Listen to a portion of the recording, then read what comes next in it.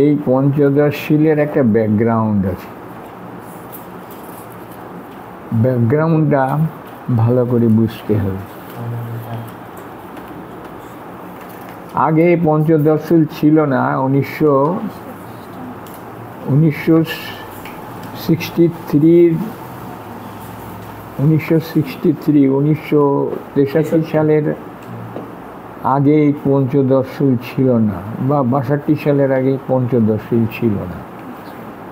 সংগঠনে ওই যম নিয়ম দিয়েই শুরু। তো পঞ্চদশশীল কেন এসে গেল? মানে সাধারণ সবাই তো জানবে না পঞ্চদশশীলের কি দরকার হয়ে গেল। বাবা তো সর্বজ্ঞ, তাহলে শুরুতেই কেন দিয়ে দিলেন না? যেমন পঞ্চদশ এই দেওয়া হয়েছে যম নিয়ম, শুরুতেই না। এটা সাংগঠনিক, এই যে পয়েন্টগুলো এটা মেনলি সাংগঠনিক। অর্গানাইজেশন তৈরি হচ্ছে, তৈরি হওয়ার মুখে এটা এলো। তার কারণ সংগঠন তৈরি করতে ভিতরেই কনফ্লিক্ট তৈরি হয়ে গেল। এখন কার সঙ্গে কার কনফ্লিক্ট?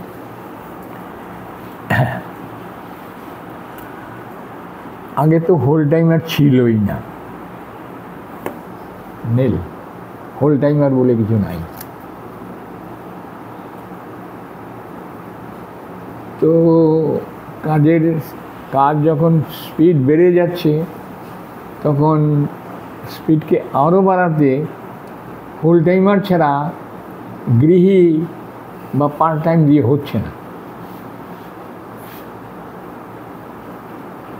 তাহলে সংগঠনকে এক্সপ্যান্ড করতে গেলে চাই WT, হোল টাইমার।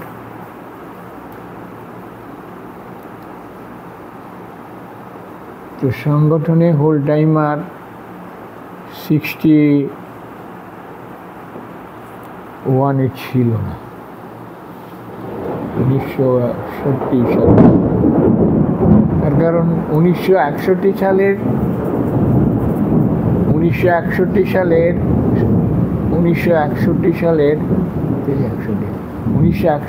সালের 23শে জানুয়ারি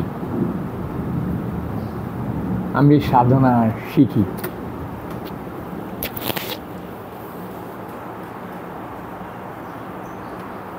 তখন কোনো হোল টাইমার নেই। 61-এ হোল টাইমার সিস্টেম চালু হয়নি। হোল টাইমার সিস্টেম চালু হয়েছে 1962-তে।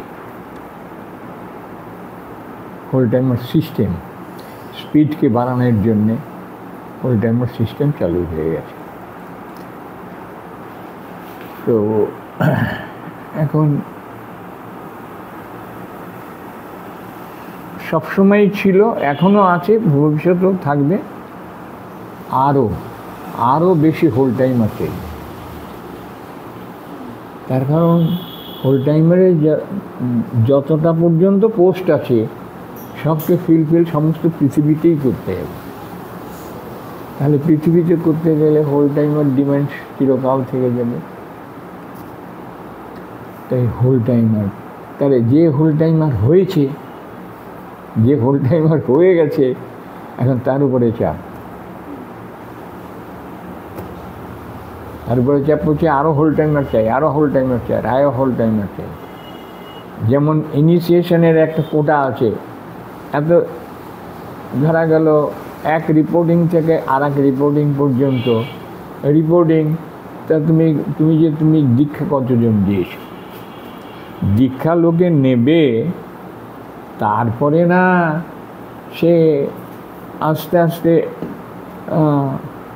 অ্যাকোয়েন্টেড হয়ে, ইন্সপায়ার হয়ে তবে না সে আসবে। এবং আর এটা তো হোল টাইমারের কাজ, যে দীক্ষা দেওয়া এবং তাকে মানে এডুকেট করে তাকে নার্সিং করে, তাকে ইন্সপায়ার করে, তাকে হোল টাইমার করে দেওয়া, তবে না বাড়বে।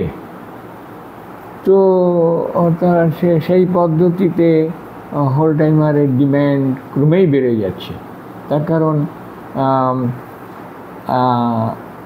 62 পর্যন্ত, 62তে হোল টাইমার সিস্টেম চালু হয়েছে।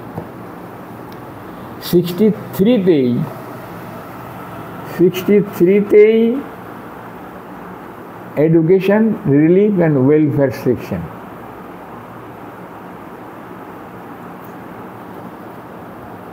এটা ইন্ট্রোডিউস হয়ে গেছে। স্কুল চাই, ইরস এডুকেশন রিলিফ, ইরস education relief and welfare section. তখন WWD ছিল না, না, নাই।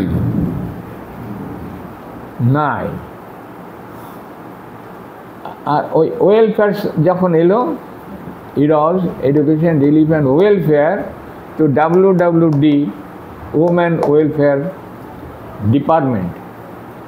তো তাহলে দিদিদের একজনকে হেড করে তাকে দায়িত্ব দেওয়া হলো, তুমি এই ডিপার্টমেন্টের হেড, এইবার দিদিদের ডিপার্টমেন্ট তৈরি করো। আমরা ওই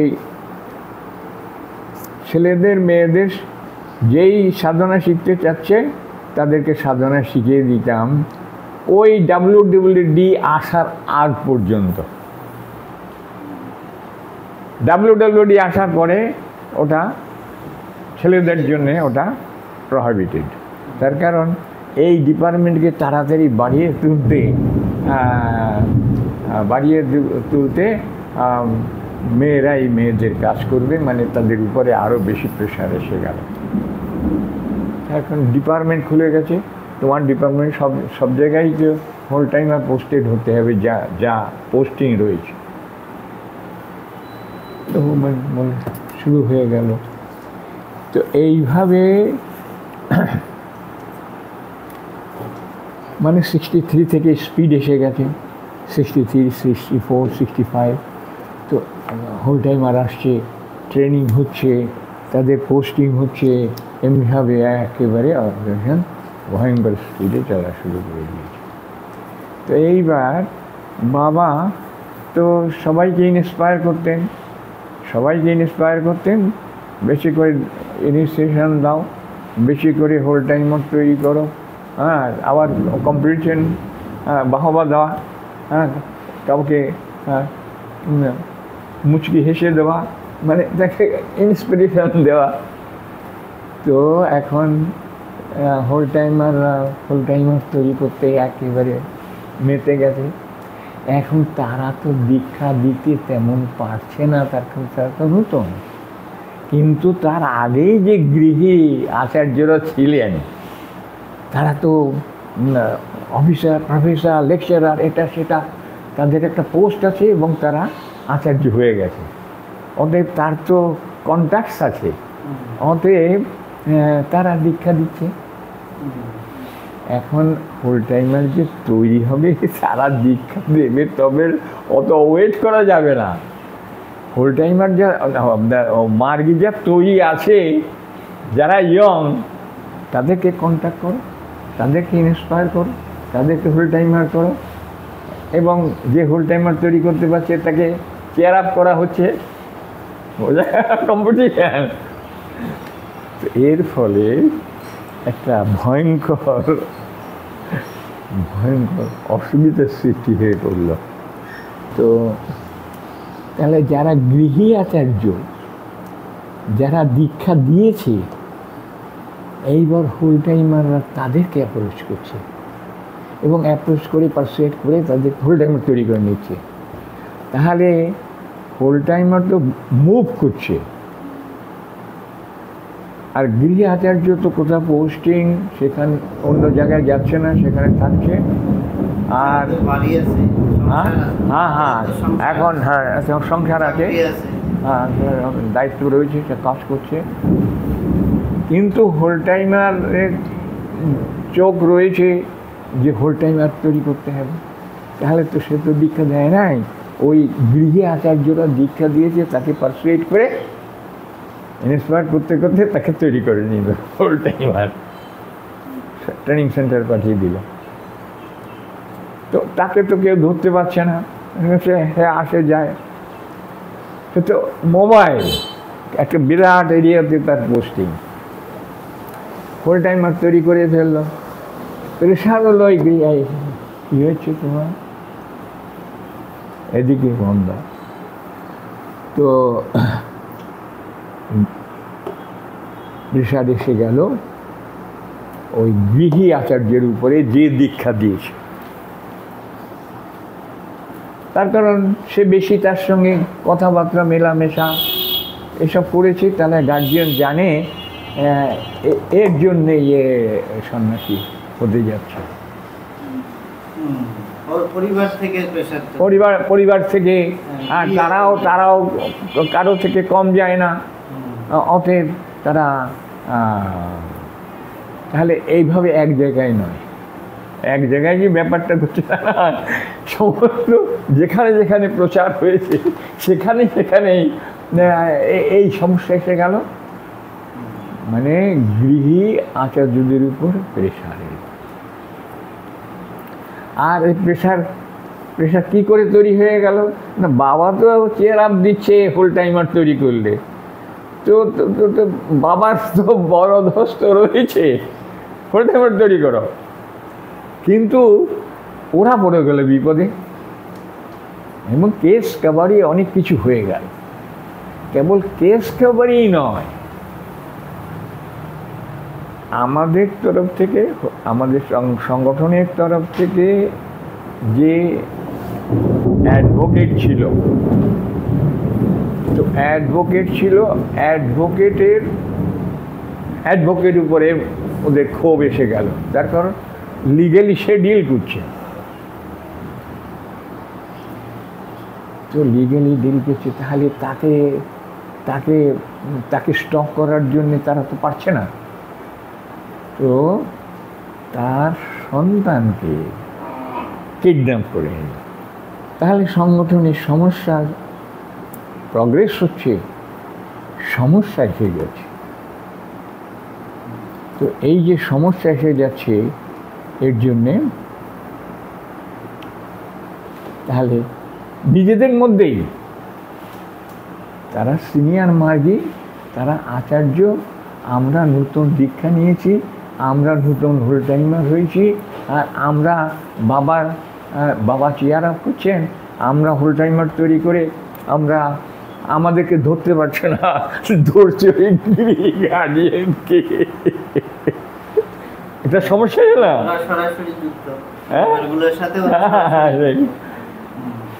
সমস্যা। তো এই সমস্যা হচ্ছে এর ব্যাকগ্রাউন্ড। তাহলে ফুল টাইমারও দরকার, আর ফুল টাইমার সন্ন্যাসীও দরকার, আবার গৃহ মার্কি এতদিন থেকে সার্ভিস দিচ্ছে এবং তারা ডিপেন্ডেবল, তারা তাদের রিঅ্যাক্ট হয়ে যাচ্ছে। অতএব এই পরিস্থিতিতে এই পঞ্চদশী এলো। তাহলে ব্যাকগ্রাউন্ড হচ্ছে এইবার ষোড়শ বিধি, ষোড়শ বিধি না, পঞ্চদশী। পঞ্চদশ মানে কি? শীল মানে কি? শীল মানে ভালো ব্যবহারের কোড অফ কন্ডাক্ট, ভালো ব্যবহারের বিধি পদ্ধতি, ভালো ব্যবহার করো মানুষের সঙ্গে, সবাই সবার সঙ্গে ভালো ব্যবহার করো। তাহলে সংগঠনে যে এই যে পরিস্থিতি এলো, এই পরিস্থিতিতে ভালো নিজেদের মধ্যে ভ্রাতৃত্ববোধ রক্ষা করে কী করে আসবে, তাহলে যম নিয়মে পড়ে এটা এসে গেল। পরিস্থিতি বাধ্য করলো যে নিজেদের ভিতরে কনফ্লিক্টে দূর করতে গেলে, তাহলে প্রথম পয়েন্ট, তাহলে ক্ষমা বললাম, ফরগিভনেস, টু মনের উদারতা, ম্যাগনানিমিটি অফ মাইন্ড, আচরণ ও মেজাজের উপর নিয়ন্ত্রণ,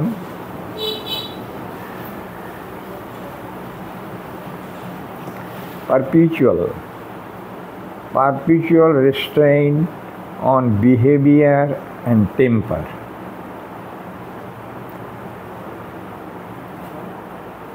Perpetual restraint of behavior and temper. মানে আচরণ এবং মেজাজ। আচ্ছা, আনন্দ মার্গের জন্যে সব কিছু ত্যাগ করার জন্যে প্রস্তুত থাকা।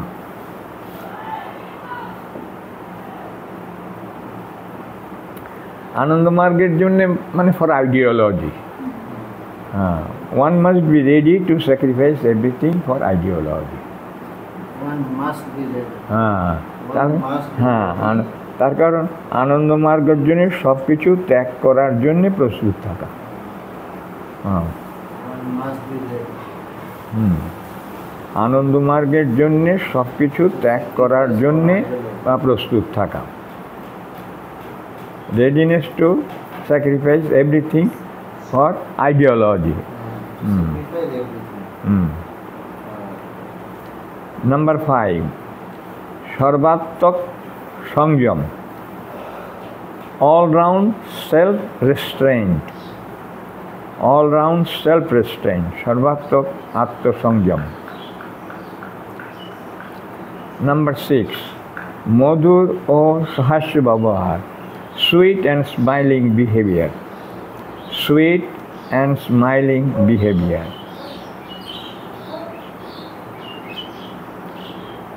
7, সৎ সাহস, moral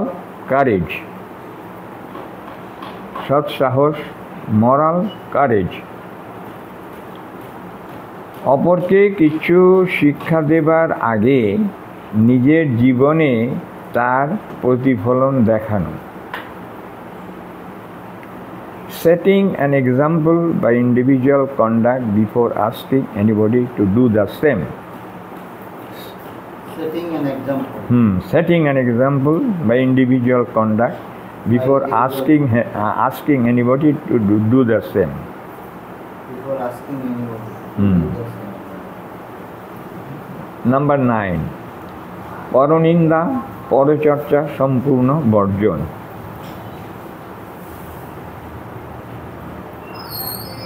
Criticizing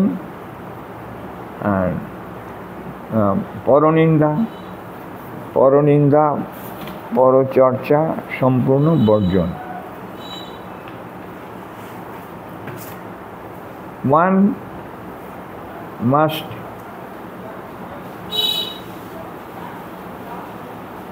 free from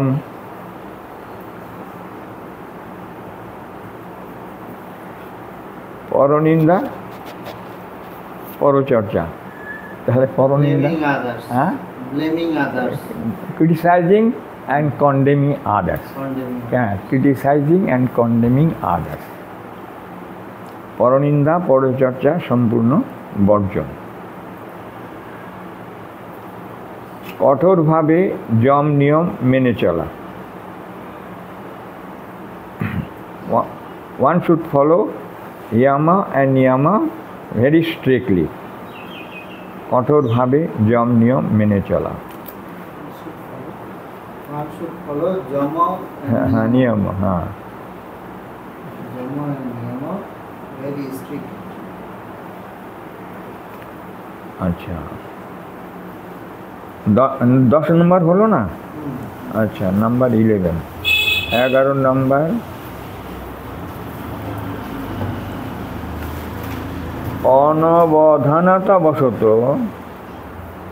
অনবধানতাবশত অন্যায় হয়ে গেলে সঙ্গে সঙ্গে স্বীকারোক্তির পর শাস্তি ভিক্ষা করে নেওয়া।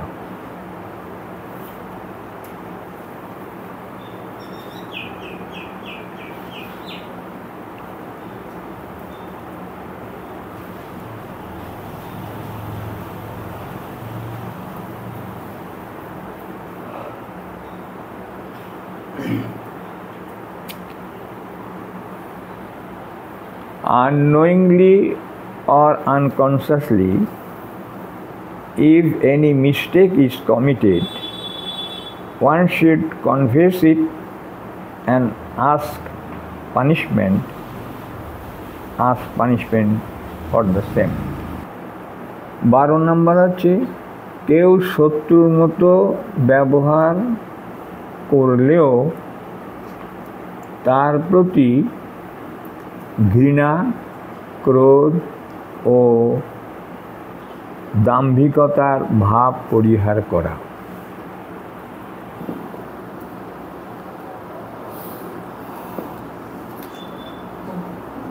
If anybody behave as like an enemy, one must keep oneself aloof from hatred, anger and vanity. Or the দাম্ভিকতা, vanity. দাম্ভিকতা, ভ্যানিটি। তাহলে 12 হয়ে গেল। আচ্ছা, বেশি কথা না বলা। বেশি কথা না বলা মানে কিপ ওয়ানসেলফ অ্যালো ফ্রম টকেটিভনেস। সংশ্লিষ্ট সংস্থার প্রতি আনুগত্য,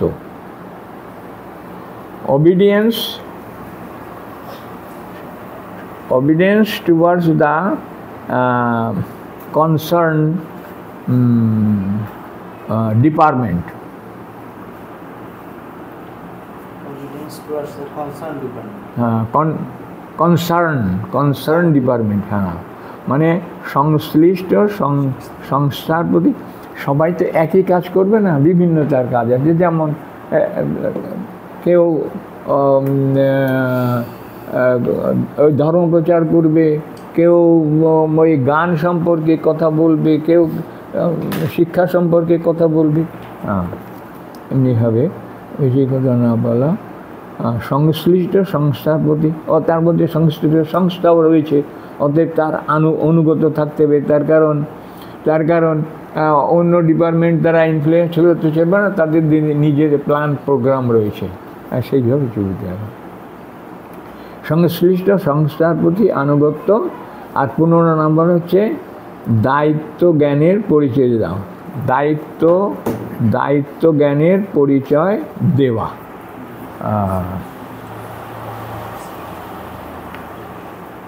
দায়িত্ব জ্ঞানের পরিচয় দেওয়া।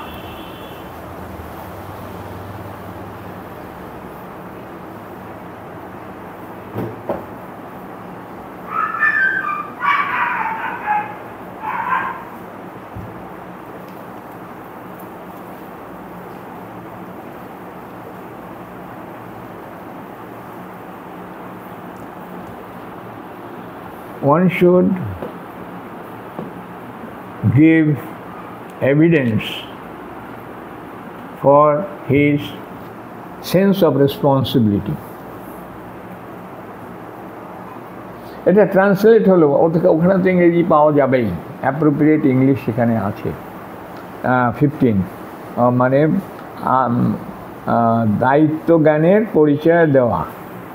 দায়িত্ব জ্ঞানের কি বললাম? দায়িত্ব জ্ঞানের পরিচয় দেওয়া। তো হয়ে আইডিয়া হয়ে গেল না? ঠিক আছে, আইডিয়াটা দেওয়া গেল, কিন্তু অ্যাপ্রোপ্রিয়েট ইংলিশটা ওই ইংরেজি বইতে পাওয়া যাবে। আমরা এটা ব্রেক করব না, আমি এটা ব্রেক করব না, তার কারণ আমাকে ভালো মানুষ আইডিয়াল মানুষ তৈরি করার জন্যই না এই পয়েন্টগুলো দেওয়া হয়েছে।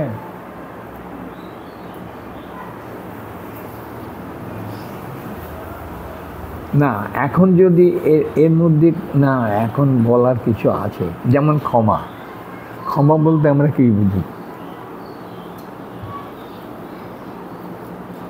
ক্ষমা বলতে আমরা কি বুঝি? এর লিমিটেশন আছে।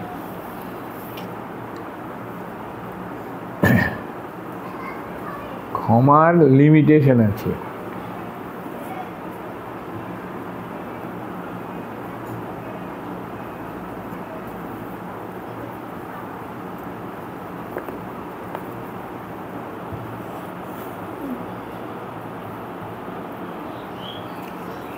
ক্ষমা ম্যাম নমস্কার। নমস্কার নমস্কার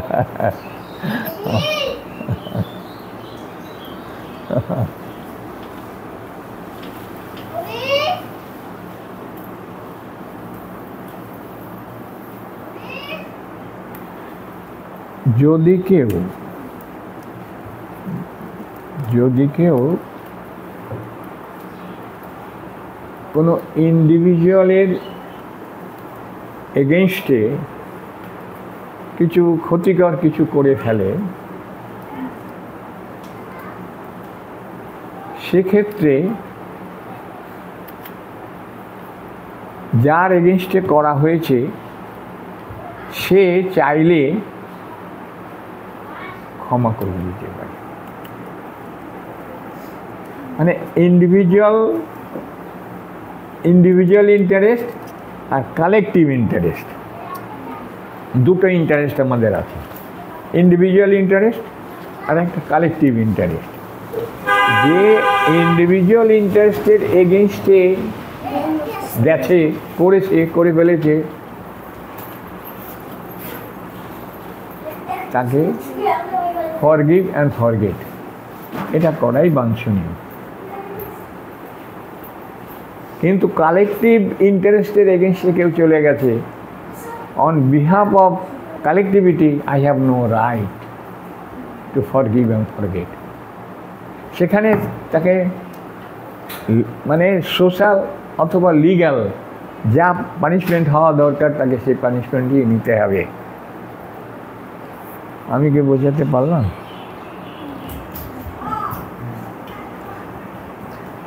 তাহলে ইন্ডিভিজুয়াল ইন্টারেস্টের এগেনস্টে ক্ষমা সম্ভব, কালেকটিভ ইন্টারেস্টের এগেনস্টে চলে গেলে আমাকে রিপ্রেজেন্টেটিভ করে পাঠিয়েছে, আমি ক্ষমা করে যাব না, আই হ্যাভ নো রাইট। বোঝা গেল?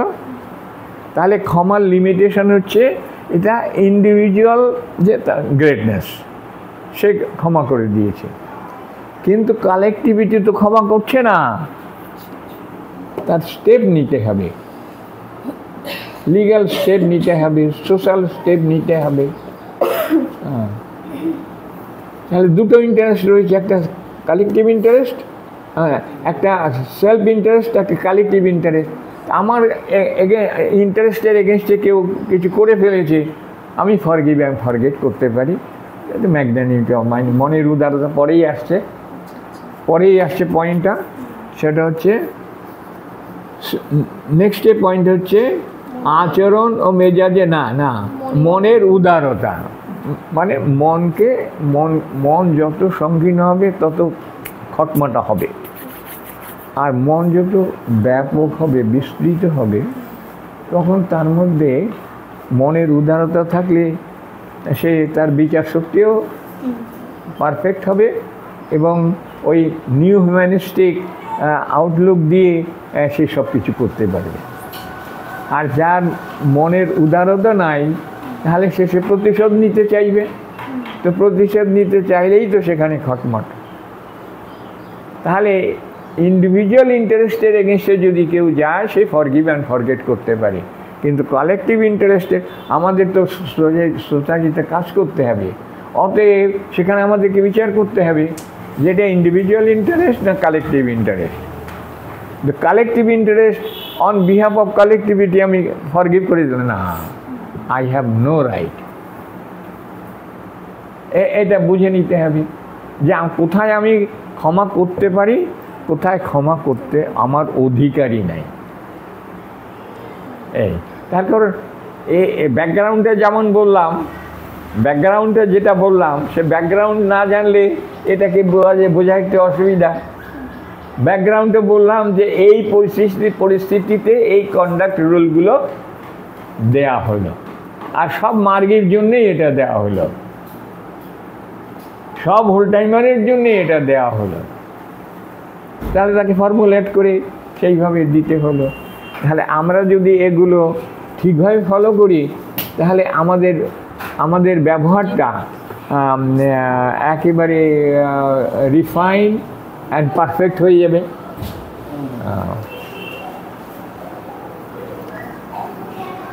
ক্ষমা, মনের উদারতা। তো সাধনা করলে মন এক্সপ্যান্ডেড, মন বিস্তৃত হয়। সেবা করলে, সাধনা, সেবা, ত্যাগ করলে মন বিস্তৃত হয়। এই জন্য তার জন্য পদ্ধতি সাধনা, সেবা, ত্যাগ।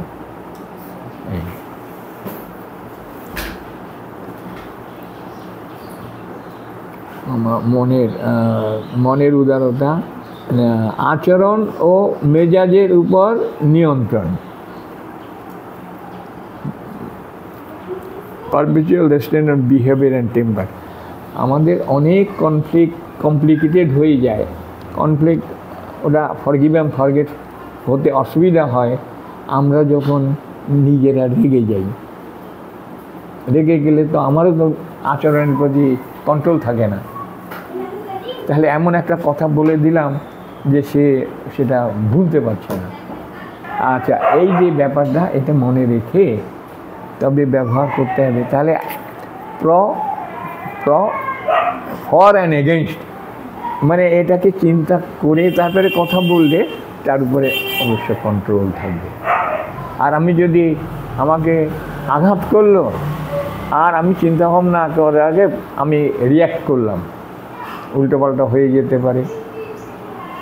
এইভাবে নিজের বিহেভিয়ারটাকে কন্ট্রোল রাখতে হবে। আর মানুষের মনে পরস্পর, আমি বন্ধুর মনে আঘাত করে দিলাম, তাহলে সে আমাকে ফরগিভ করতেও পারে, নাও করতে পারে। চিরকাল রেগে মনের মধ্যে গেঁথে রাখতে পারে, গিট দিয়ে রাখতে পারে। তো সেই জন্যে মার্গী হতে পারে, নন মার্গী হতে পারে। ক্ষমা, মনের উদারতা, আচরণ ও মেজাজের উপর নিয়ন্ত্রণ।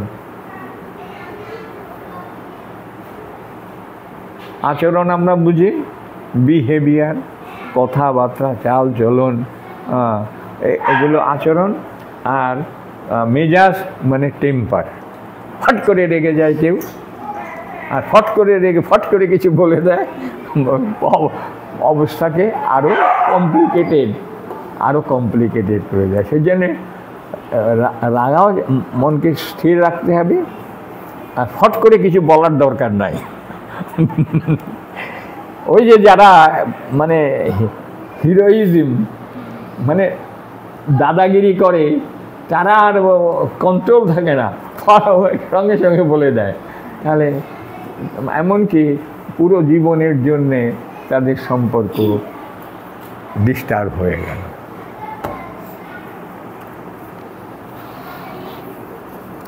আচ্ছা,